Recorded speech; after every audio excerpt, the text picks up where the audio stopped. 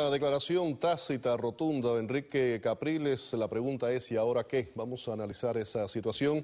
Y para eso tenemos con nosotros vía Skype desde Caracas, Venezuela. Les damos las buenas noches al periodista Alfredo Llanes Mondragón. ¿Qué tal? Buenas noches. Hola, muy buenas noches, Félix. Muy buenas noches, Carlos, que sé que también estás allí en el Carlos plató. Acosta, que nos acompaña aquí también en nuestra mesa de trabajo, en nuestros estudios acá en A Mano Limpia. Quiero comenzar contigo. La última información, se decía que el CNE se iba a pronunciar en solamente minutos. ¿Qué sabes? Bueno, está prevista una cadena nacional de radio y televisión por parte, no sabemos si del directorio completo del Consejo Nacional Electoral o solamente de su presidenta, Tibisay Lucena. Estaba prevista para las 8 de la noche. Sin embargo, se especula que como se está retransmitiendo en este momento una entrevista que concedió el día de ayer Enrique Capriles Radonsky al canal Globovisión, que además fue interrumpida por segundo día consecutivo por una cadena de Nicolás Maduro, pues se especula que el Ministerio de Comunicación está a la espera de que termine esta entrevista para que la locución nacional de Tibisay Lucena sirva de alguna manera de respuesta inmediata a los planteamientos que hizo Capriles en esta entrevista que ustedes acaban de reproducir uno de sus fragmentos en la introducción del programa. Carlos, se dice que en política todo es negociación. ¿Se cierra toda puerta de negociación al decir que se van a impugnar las elecciones? Bien, gracias por invitarnos. Un saludo a Alfredo Llanes allá en Caracas, en el Universal. Mira, lo primero es que, ¿qué es lo que hay que negociar? Lo primero que hay que saber es que Enrique fue absolutamente claro y fue categórico al decir, no voy a ir a una auditoría chimba, chucuta, corta, mocha, como quieran llamarlo. Una auditoría donde no le van a permitir revisar los cuadernos de votación, sino que van simple y llanamente a recontar papeletas que produjo la máquina con el acta que produjo la máquina sin ir a fondo a averiguar qué es lo que realmente pasó. Hay una cantidad de actas de defunciones de gente que ha dicho, mi familiar está muerto y apareció votando.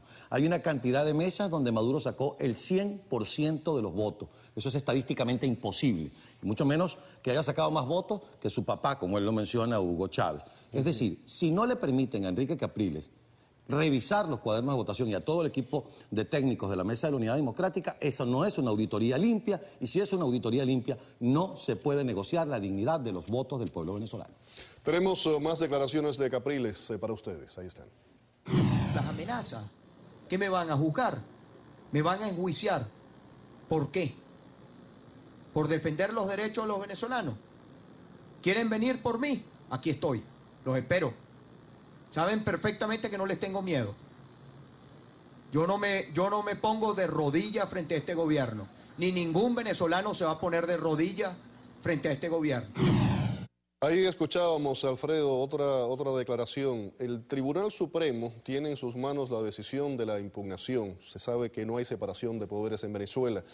¿Qué va a decidir? ¿El oficialismo es el que va a decidir, de cierta forma, a través de ese tribunal?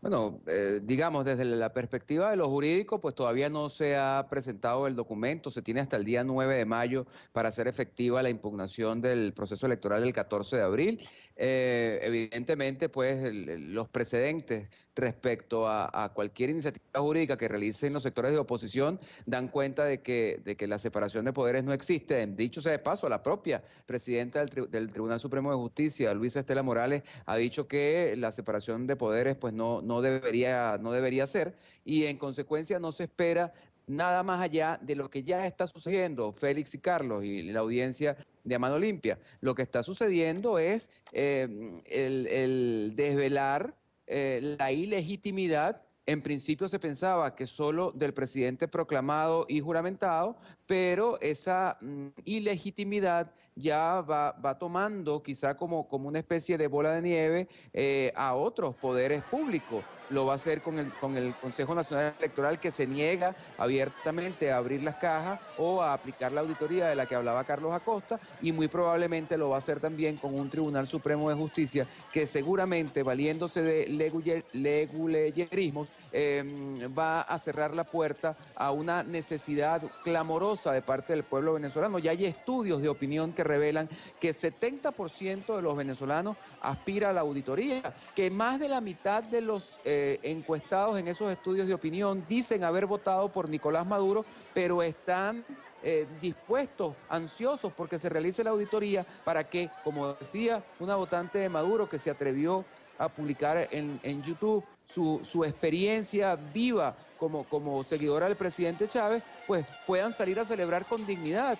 Dice ella en su video casero que ella no puede salir a celebrar porque no tiene a ciencia cierta la verdad acerca de que si ganó Maduro o no ganó. La siembra de duda rueda grandemente por Venezuela y esa siembra de duda pues está sazonada por las negativas del Consejo Nacional Electoral y probablemente por las negativas del Tribunal Supremo de Justicia, en el caso de que se mantenga esta línea que hasta ahora ha mantenido el Tribunal Supremo de Justicia respecto a las acciones jurídicas que toman los sectores de oposición. Carlos, la violencia, el tema de la violencia ha sido un arma que ha utilizado el oficialismo en contra de la oposición.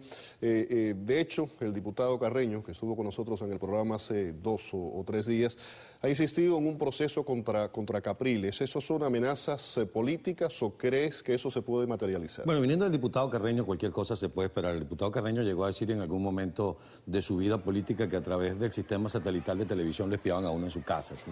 Y llegó a decir que vio los huesos de Vladimiro Montesinos cuando estaba escondido en Venezuela. Él puede decir cualquier cosa.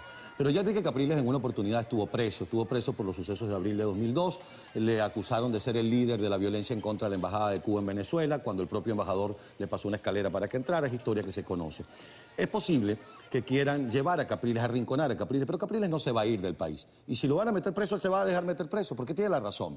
Lo importante de todo esto es que la violencia no solamente no la ha generado los seguidores de Capriles, y no podemos negar que hay un factor de oposición que es un poco más radical que quisiera irse a la violencia. Y de ese sector, el propio Enrique Capriles ha marcado distancia y está documentado. Es un hecho público y notorio a través de los medios de comunicación en Venezuela. Quienes sí quieren generar violencia son los seguidores del señor Maduro, quienes están respaldando al oficialismo. Incluso aquella famosa marcha de 2 días después de las elecciones, que iba a ir hasta el CNE para pedir la auditoría, Capriles tuvo que cancelar la convocatoria porque ya tenía información desde dentro de los cuerpos de inteligencia que iba a ser infiltrada para generar violencia y después responsabilizarlo a él. Es decir, están jugando con las armas sucias que siempre han jugado. Ellos saben que no ganaron las elecciones.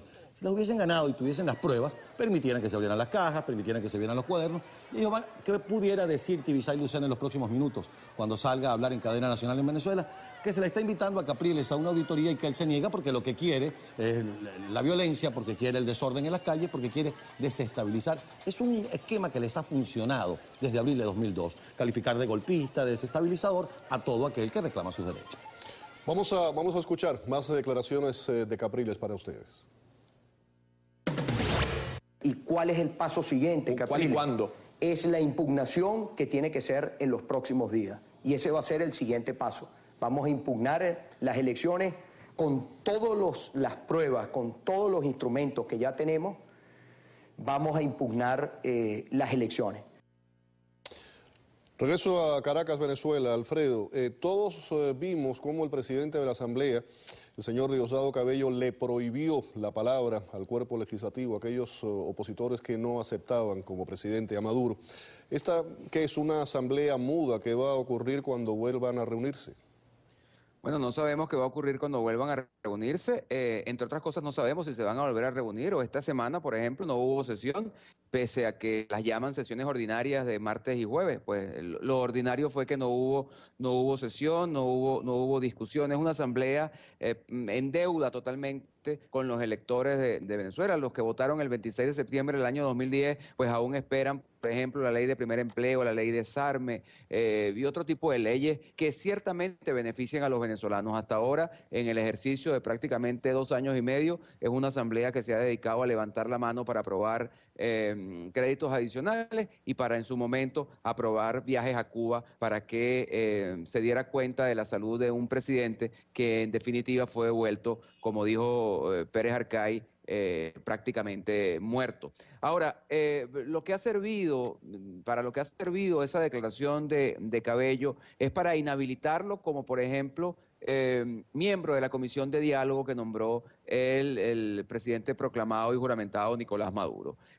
Ha servido también para servir de ejemplo en algunos consejos legislativos regionales, como el de Aragua, como el de Carabobo, como el de Bolívar, como el de Zulia, en los que sus directivas apegadas a la línea política del Partido Socialista Unido de Venezuela han aplicado exactamente la misma tesis. Están, como te decía en mi intervención anterior, deslegitimando poco a poco todo el poder constituido en Venezuela, desde la presidencia de la República, pasando por un Consejo Nacional Electoral que se niega a hablar de auditoría tal y como debe ser considerado el concepto. Yo conversaba hoy en mi programa de EUTV con Alfredo Bail, representante de la firma ESDATA, que es una firma muy crítica de los procesos electorales y de quienes los han convalidado, estén ellos en el gobierno o en la oposición. Y Alfredo Bail decía con dolor, porque él fue uno de los representantes del extinto Consejo Supremo Electoral, que cómo era posible que este CNE dijera que el sistema electoral venezolano es de los más auditados del mundo y que además sigue siendo todavía auditable. Si es auditable y esa palabra tiene algún tipo de valor, pues deberían permitir que se genere esta auditoría que solicita Enrique Capriles y que solicita más del 70% de los venezolanos. Entonces, tú me preguntas, ¿qué va a pasar con la Asamblea Nacional? No lo sabemos. Ayer declaraba el diputado Eduardo Gómez Igala, diputado independiente, que llegó al Parlamento con los votos de la Mesa de la Unidad Democrática por el Estado Lara, que lo que se vive en la Asamblea Nacional, incluso con violencia, por ahí anda todavía el diputado William Dávila curándose de una operación, 16 puntos de sutura. Alfredo, te agradezco, tengo que cortarte por problemas de tiempo, agradezco mucho tu participación y toda esa información que nos has estado dando. Alfredo Yanes Mondragón, periodista venezolano, nos acompañaba desde Caracas, Venezuela. Don Carlos, un placer. Un placer, hayas estado con nosotros. Gracias por estar aquí. Y recuerden, en cualquier momento, si se pronuncia el CNE, vamos a estar en contacto y le vamos a tener a ustedes toda la información.